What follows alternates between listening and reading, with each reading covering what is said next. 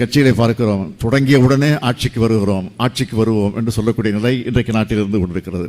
நாங்கள் தான் அடுத்த ஆட்சி, நாங்கள் தான் அடுத்த முதல்வர் என்று திரட்டி கொண்டிருக்கிறார்கள். நான் யார், எப்படிப்பட்டவர், எந்த கட்சி தலைவர் எல்லாம் சொல்ல விரும்பல. காரணம், அவர்களுக்கெல்லாம் நான் அடையாளம் காட்டுவதற்கு நான் தயாராக இல்லை. அதுதான் உண்மை. அவர்கள் பெயரை சொல்லி இந்த மேடைக்கு உரிய அங்கீகாரத்தை, இந்த மேடைக்குரிய கௌரவத்தை நான் குறைத்துக் கொள்ள விரும்பல. அதுதான் உண்மை. அதை எனக்கு புரிந்துக்கணும்.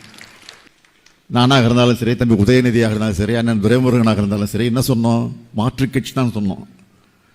அந்த கட்சியுடைய பேரை கூட சொல்ல எங்கள் வாய் வரல.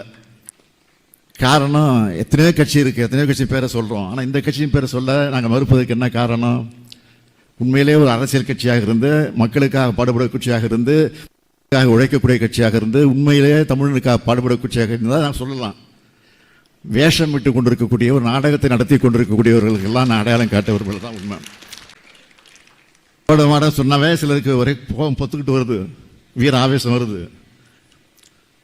ஆவேசம் வரட்டும், கோபம் வரட்டும். இப்படி சொல்ல தான் திராவிட மாடல் நாங்கள் தொடர்ந்து சொல்லிக்கிட்டே இருப்போம். நீங்கள் சொல்லத்தான் கழகம் மேலும் வளர்ந்து கொண்டு இருக்கு. நீங்கள் இப்படி தலைக்குறைவாக பேசத்தான் இன்றைக்கு உங்கள் இடத்துல இருந்து எல்லாரும் இங்கே வந்துகிட்டு இருக்காங்க. பாருங்கள், இந்த கூட்டத்தை பார்த்தாலும் தெரியும். நான் கூட பல நேரங்கள் சொல்வது உண்டு, கவர்னர் தேவையில்லாத வேலையெல்லாம் செய்கிறாரு, நம்ம எதிர்த்து பேசிக்கிட்டே இருக்காரு, திராவிடங்கிற சொல்லுக்கு எதிர்ப்பதமாக பேசிக்கிட்டு இருக்கிறாரு, ஆரியத்துக்கு ஆதரவாக பேசிக்கிட்டு இருக்கிறாரு, இப்படி மதத்தை மையமாக வச்சு பேசிகிட்டு இருக்கிறாரு.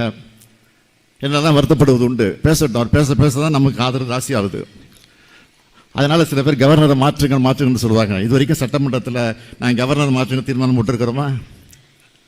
நாங்கள் போடலை, தீர்மானமே போடலை. அவர் இருக்கணும், இருந்தால் தான் திமுக இன்னும் வளருது. கவர்னர் வரைக்கும் சட்டமன்றத்துக்கு வரணும், ஆளுநர் உரையை நாங்கள் கொடுப்போம். அதை எடுத்து படிக்காமல் வெளியில் போகணும், அதையும் பார்க்கணும், அதை மக்கள் பார்க்கணும். நான் பிரதமரிடத்திலும் அமித்ஷாவிடத்திலும் இங்கிருந்து ஒரு வேண்டுகோள் வைக்கிறேன். தயவுசெய்து கவர்னரை மாற்றாதீங்க, அவரே இருக்கட்டும். அதே மாதிரி தான் நீங்கள் யாரை நம்பி போனீங்களோ அது வீணாக போச்சு அப்படின்னு வருத்தத்தோடு வந்திருக்கீங்களோ அவங்க இன்னும் பேசிக்கிட்டே இருக்கணும். அதே மாதிரி